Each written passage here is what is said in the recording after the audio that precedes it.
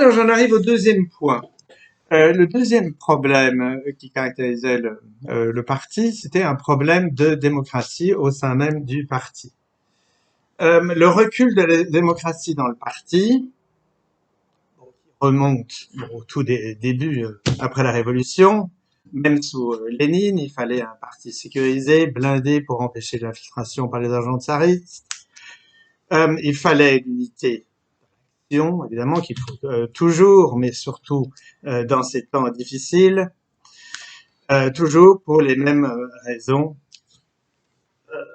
l'encerclement capitaliste, la crise, l'arriération économique, tout ça. Donc il fallait un parti très uni. On pourrait citer comme exemple les épurations qui eurent lieu à l'intérieur du parti. Là, il est intéressant de remarquer que je dis Staline. Enfin, il faut dire le régime stalinien, évidemment, tout se résume pas à la personne de Staline, sévissait aussi bien contre la gauche que la droite dans le parti, aussi bien contre que la droite que la gauche. Pourquoi? Eh bien parce que le régime stalinien sévissait contre les personnes qui s'opposaient par la force donc au parti. On voit que même Zinoviev, quand il était adolescent, voulait tuer Staline. Il s'était autoproclamé assassin de Staline, mais il n'eut jamais aucun problème, si vous voulez, avec les autorités, ni ses parents, qui étaient d'anciens anticommunistes, étant donné qu'ils n'opposaient pas, si vous voulez, de force physique au régime. Bon, euh, alors, en ce qui concerne la démocratie dans le parti, Staline voulait faire changer les choses. On sait bien que la Constitution de 1936 était considérée à l'époque comme la meilleure du monde. Il en est resté certaines choses, comme la tolérance religieuse. Euh,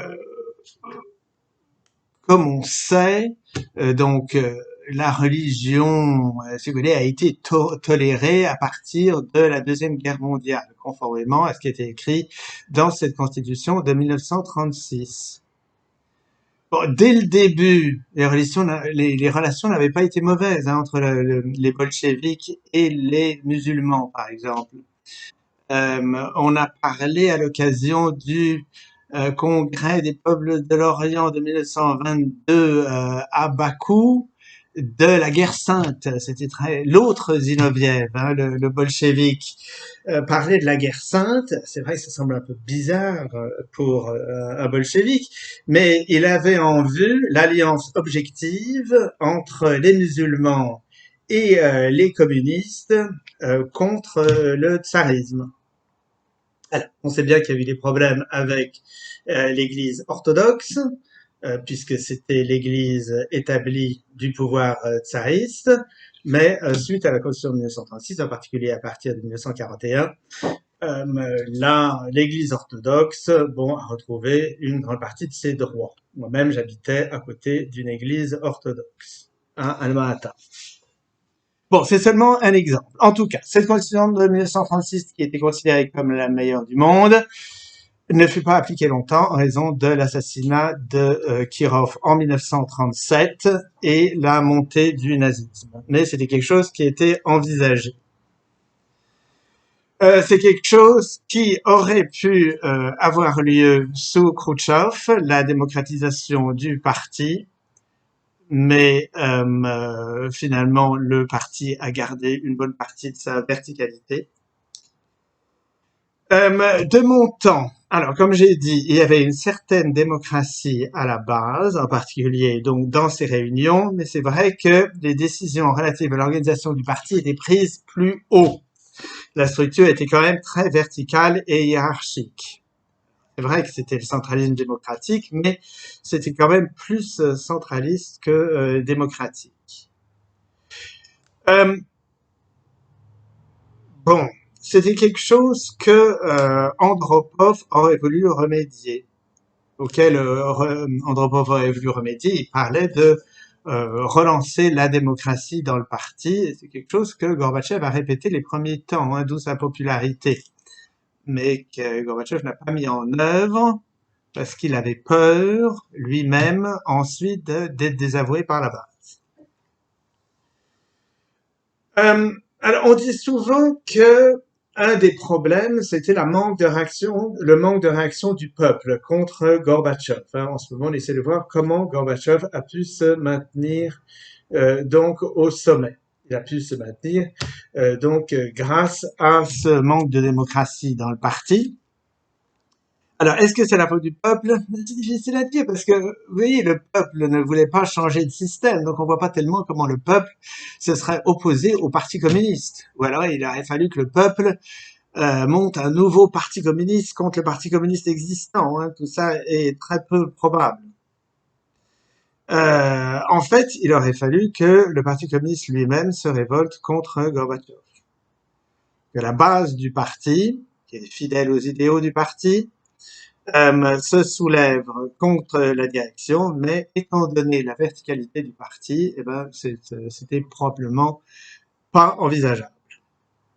C'était impossible de redresser la barre contre la résistible ascension de Gorbatchev. Aussi, bon, il faut dire à sa décharge que le parti a été rangé derrière Gorbatchev contre Yeltsin, qui représentait un encore plus grand danger. Donc voilà le deuxième travers, si on peut dire, du parti qui explique pourquoi il n'a pas été possible de s'opposer à Gorbatchev une fois qu'il avait été élu. Troisièmement, le problème idéologique. Alors, toujours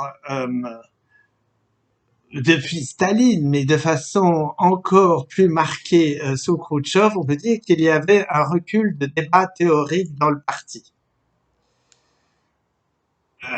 C'est-à-dire que, si vous voulez, c'est le pendant de la dérive administrative et du déficit démocratique dont on a parlé. C'est que dans ces périodes de crise, évidemment, il y avait moins de débats politiques. C'est dommage parce que dans d'autres domaines, hein, les évolutions il y avait beaucoup de débats hein, dans toutes les branches de la science en Union soviétique et il y avait des débats qui étaient très intéressants. Mais dans les débats politiques proprement dits, c'est vrai qu'il n'y avait pas grand-chose. Alors, on parlait de toute façon plus de l'étranger que de l'Union soviétique. Bon, mais il n'y avait aucune analyse approfondie ni de la crise du capitalisme, ni des problèmes du socialisme existant. Il y a un manque de débat. Certains ont dénoncé, c'est Lukács, la tendance à la dogmatisation du chef. Ça, c'est sûr que c'était un problème de l'Union soviétique. C'était pas toujours de la faute, enfin, c'était pas de la faute du chef, mais des personnes qui sont autour. On le voit aujourd'hui, c'est quelque chose dont je parle, que dans de nombreux cas, les partisans les plus vocaux, les plus éloquents de l'ancien système sont souvent devenus les plus grands anticommunistes. C'était des personnes qui tournaient autour des dirigeants, si vous voulez, qui portaient au nu leurs dirigeants et qui ensuite se sont ont tourné kazakh une fois que le régime a changé. Alors, c'était donc un problème donc de ces beaux parleurs. Et inversement, je dirais que souvent certaines personnes qui étaient les plus grands critiques, comme c'est Andrei Sinievski par exemple, ou Zinoviev hein, du temps de l'Union soviétique, hein, puisqu'il s'est quand même exilé. Bon, Zinoviev a été poussé à l'exil, mais il a beaucoup critiqué l'Union soviétique de l'extérieur, sont devenus par la suite les plus grands défenseurs du système. Une fois que Zinoviev s'est rendu compte de comment était l'Occident, il s'est rendu compte que tous les travers qu'il dénonçait en Union soviétique étaient hypertrophiés en Occident et il est devenu le plus fidèle soutien de ce qui était devenu l'ancienne Union soviétique, donc après sa chute. Puis été publié en français à partir de là. Et oui, à partir de là, il n'a plus été publié. Euh, alors, la désorientation idéologique, ce manque de débat idéologique a conduit à la désorientation sous Khrouchtchev. J'en ai dit un mot, c'est-à-dire que sous Khrouchtchev, on a atteint un certain niveau de, comment dire, de bêtises idéologiques. Pourquoi? Khrouchtchev et son entourage partaient du principe que le communisme était presque atteint, alors que la société soviétique, bon, c'était quand même une société, on n'était qu'au stade socialiste. Hein, c'était quand même une société de classe, certes, sans lutte de classe, et je dirais même sans velléité de lutte de classe. Parce qu'il y a certains pays, bon, comme l'Allemagne nazie, où disons que la lutte de classe était refoulée par l'autoritarisme du pouvoir. Mais en Union soviétique, il n'y avait même pas de velléité donc de lutte de classe. Et il existait quand même des classes dont on a dit un mot tout à l'heure. Et ben non, Koutov disait que le communisme était presque atteint. Donc il y avait une certaine désorientation. Bien avant donc Gorbatchev. Autre chose. Oui, Khrouchtchev voulait calquer le développement, il était un peu omnubilé par les États-Unis, il voulait calquer le développement sur le développement américain. Il disait que l'Union soviétique, dans 20 ans, allait rattraper le niveau de consommation des États-Unis. Ce qui était très grave, ça voulait dire que on voulait se calquer sur la société de consommation. Donc, vous voyez, tout ça traduit une très grande désorientation idéologique. Il y avait aussi le recul de la position privilégiée du prolétariat, c'est-à-dire que de l'État du prolétariat comme la classe la plus avancée, on est passé à l'État du peuple tout entier et au parti du peuple tout entier, comme si c'était la fin des classes, alors que c'était bien une société de classe. Euh, Staline, lui, disait qu'il n'y avait plus de classe antagoniste. Bon, ça, c'était juste. Voilà, donc tout cela a entraîné un certain matérialisme qui explique comment des gens comme Gorbatchev ont pu arriver au sommet. On a vu tout à l'heure comment il a pu s'y maintenir. Euh, Gorbatchev, au début, bon, répétait les formules d'Andropov, d'où sa popularité. C'était un peu le retour au communisme des premiers temps, hein, c'était un nouvel élan donné au communisme. Mais ensuite, on est tombé un peu dans le charabia non marxiste et anti-marxiste. Et ensuite, on voit bien qu'il a renoncé à tout ce qui cimentait l'Union soviétique. La vision politique de Gorbatchev était très contestable. Il avait en ligne de mire la social-démocratie. Quand on voit ce qu'il est advenu de la social-démocratie partout dans le monde, on voit que c'était une position qui était très hasardeuse. Euh, donc, ces désorientations idéologiques, c'est quelque chose que Andropov aurait pu résoudre. Andropov parlait de la fin des dogmes et d'un retour à un marxisme-léninisme plus créatif. Donc, si vous voulez, si je résume en 2 mots comment Gorbatchev a pu accéder au pouvoir et s'y maintenir, le recul du parti, c'est-à-dire sa dérive administrative en un instrument du pouvoir, a entraîné un manque de débat, une dépolitisation du parti puisqu'il avait d'autres fonctions. Et ce manque de débat théorique a permis à une clique pro-capitaliste de s'immiscer dans le parti. Le manque de démocratie dans le parti lui a permis d'y rester. La structure trop hiérarchique. Alors, il s'agit d'une combinaison de 3 phénomènes qui, tout seuls, n'étaient pas rédhibitoires, mais qui, ensemble, ont donné le résultat que l'on sait. Mais il s'agit d'un hasard historique puisque donc quelqu'un comme Andropov aurait pu changer les choses. Euh, donc, quelles sont les leçons pour l'avenir? Comment, évidemment c'est une grosse tâche, comment corriger tout cela? La critique de l'Union soviétique est aisée, évidemment, c'est le premier État socialiste. Les conditions étaient difficiles, les choses allaient plutôt bien, tout cela a débouché sur un accident. Voilà pour le passé. Maintenant, il faut passer donc à autre chose. Maintenant, on est en droit de critiquer certains aspects de l'Union soviétique.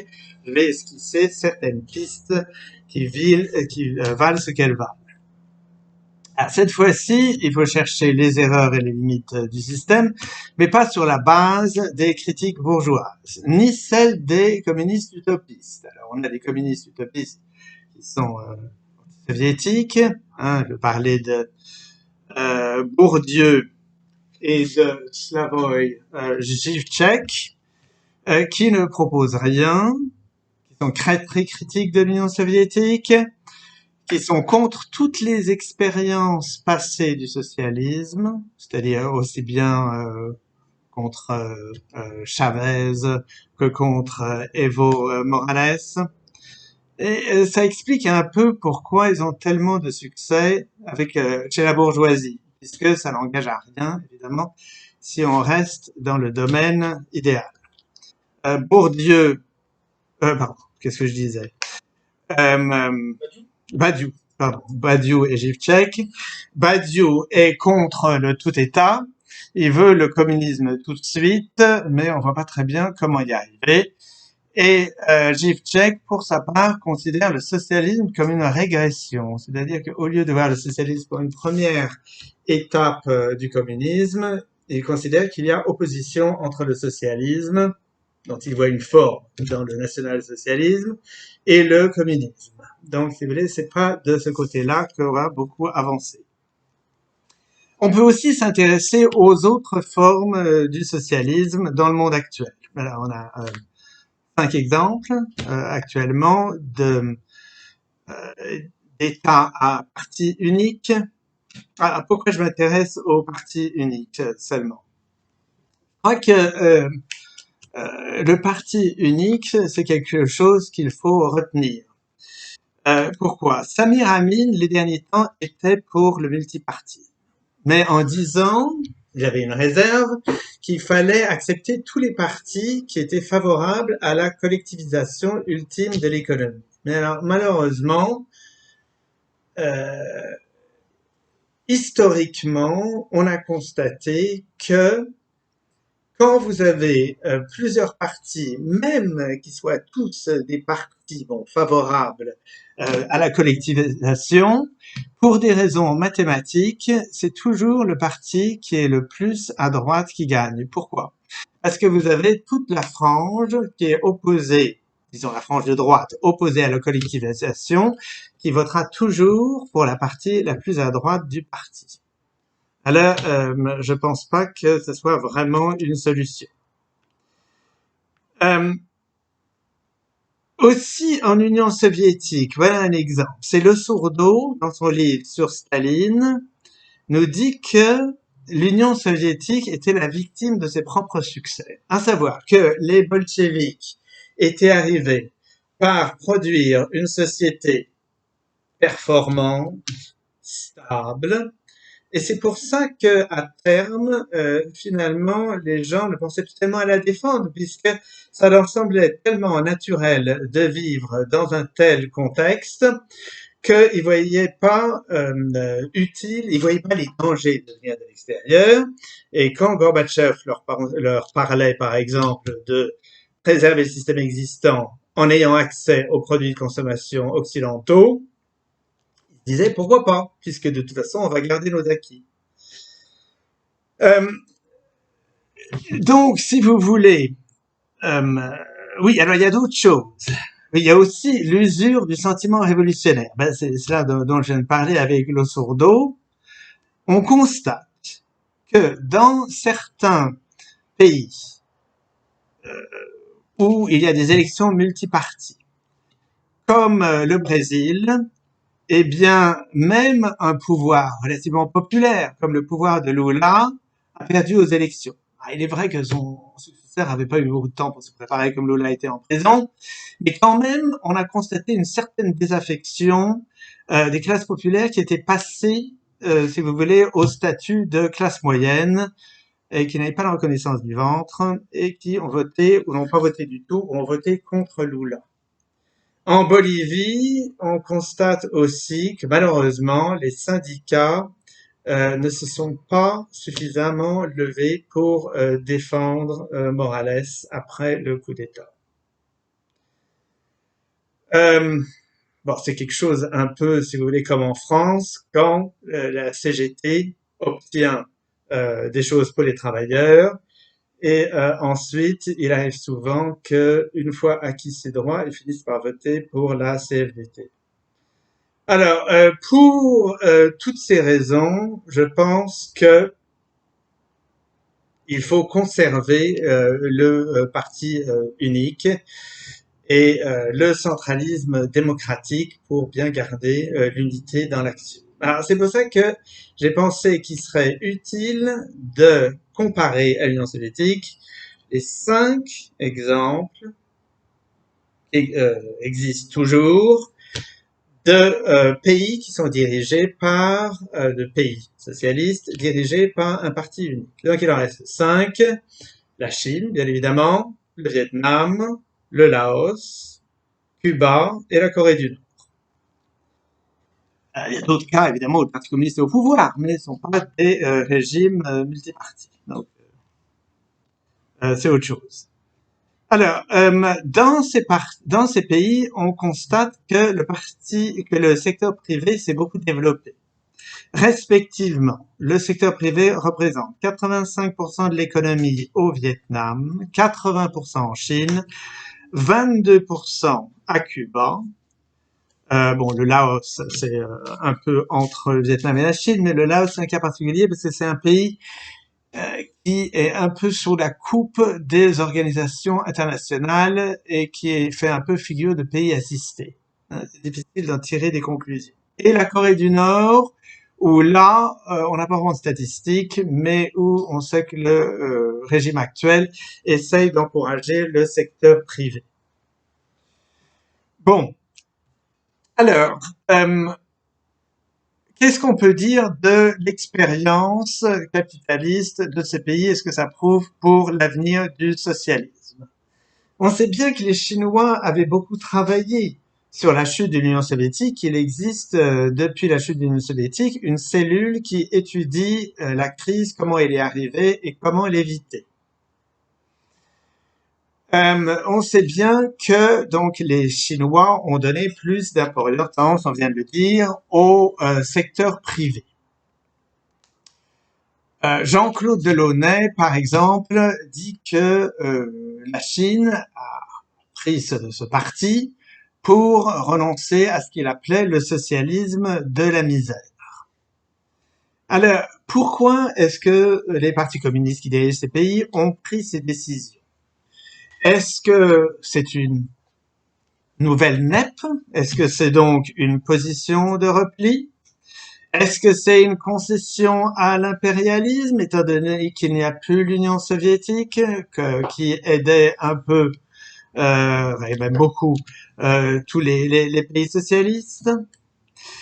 Est-ce que c'est donc parce qu'il y a plus de Comecon? Évidemment, avant il y avait le Comecon et les pays socialistes s'entraidaient. C'est très difficile de comparer à l'Union soviétique.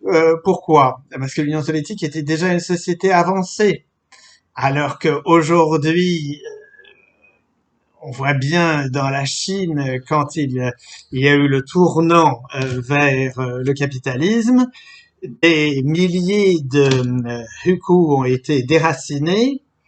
Et, si vous voulez, c'est quelque chose qui n'aurait pas pu avoir lieu dans l'URSS avancée des années 90. Donc c'est très difficile de comparer ces choses. Aussi, dans le cas de la Chine, du Vietnam, il s'agit de pays à démographie très forte, ce qui n'était pas le cas de l'Union soviétique. Alors, qu'est-ce qu'on peut tirer comme conclusion?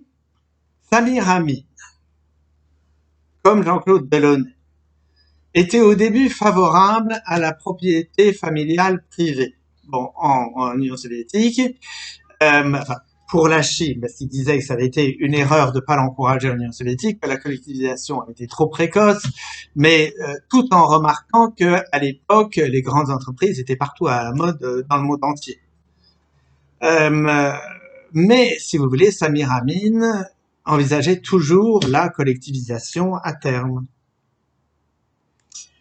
Aujourd'hui, qu'est-ce que on peut dire? Eh ben, Samir Amin, si vous voulez, bon, le Parti communiste, on sait bien, est bien en place en Chine aujourd'hui. On a l'impression que tout le monde profite à des degrés différents de la croissance.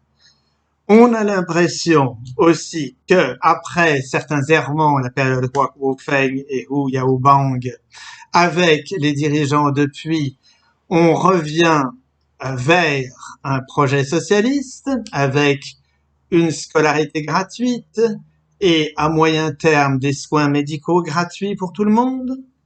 Bon. Mais pour autant, est-ce que on peut dire que ces pays sont à l'abri d'un accident? Samir Amin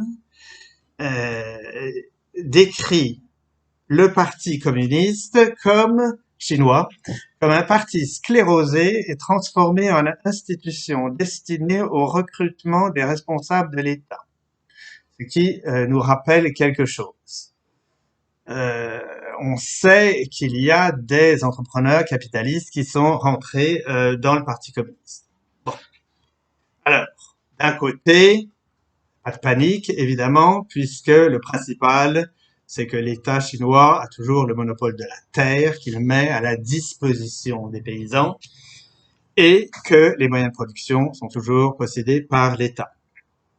Mais il y a quand même un risque à terme au Vietnam. Au Vietnam, il y a un peu le travers qu'a eu l'Union soviétique dans certaines périodes de son histoire, d'entretenir cette confusion entre administration et parti. On voit ça dans les rapports d'État-État du Vietnam. Évidemment, les 5 pays dont on parle sont des pays anti-impérialistes, mais ça n'empêche pas que le Vietnam met à la disposition des États-Unis, après la guerre que l'on sait, une base militaire. Donc, ces relations d'État à État, c'est bien joli, mais on se demande sur quoi tout cela peut déboucher. La Corée du Nord. Bon, la Corée du Nord, c'est pas les mêmes problèmes, mais il y a toujours ce problème de la verticalité du parti. Curieusement, c'est Cuba qui donne le plus de raisons d'optimisme. Je dis curieusement, parce que Cuba, quand même, le système n'est pas le résultat d'une révolution socialiste, mais d'une révolution nationale, qui a débouché ensuite sur le socialisme. Mais c'est vrai que c'est à Cuba qu'on voit le moins de problèmes similaires à ceux du Parti d'Union soviétique pour le moment. Et aussi pour une bonne raison, c'est que Cuba est dans une période est toujours confronté à l'agression impérialiste, ce qui lui permet de conserver une très grande unité.